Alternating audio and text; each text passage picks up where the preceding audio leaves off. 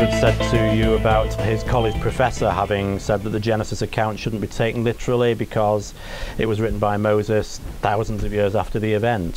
What's your response in those circumstances? And in that setting, it was actually a Christian university where the Christian professor told the student, who's now a youth pastor, that no, you can't take Genesis seriously. We can't really necessarily trust that account because that was written by Moses thousands of years after it happened.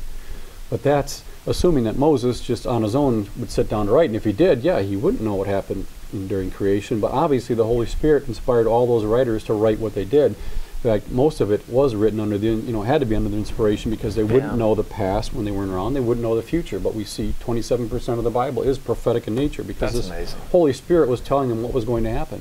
And also God told Moses, trust me, this is what happened in the garden. It was Adam and Eve, this happened, that happened.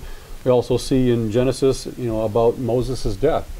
Well, Moses obviously didn't write that because, he died, but obviously probably someone like Joshua finished that and wrote that under the inspiration of the Holy Spirit. So you're taking the authority of God and his ability as being all-powerful and omniscient away and just saying, well, Moses couldn't have done this because of our human reasoning. That was taught to a student who then became a youth pastor, and so that's what he goes on and teaches his students.